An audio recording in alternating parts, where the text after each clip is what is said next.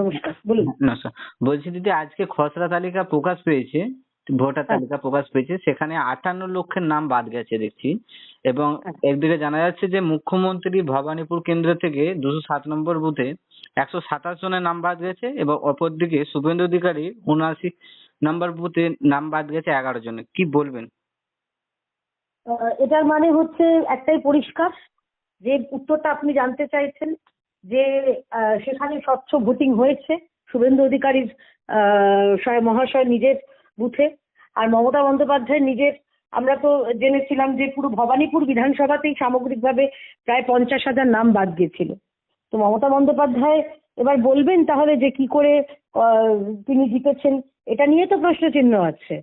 আর মৃত ভোটার বা shifted voter নিয়ে এই রাজ্যে আমরা দেখেছি যে কিরকম ভাবে একটা হাস্যকর জিনিস তৈরি হয়ে গেছিল। 2208টা বুথে দেখা গেল যে কেউ মরেইনি গত 23 বছর যাবৎ, কেউ সরে যায়নি, কেউ মরেনি, কেউ সরেনি, কেউ বাড়ি করে অন্য জায়গায় চলে যায়নি।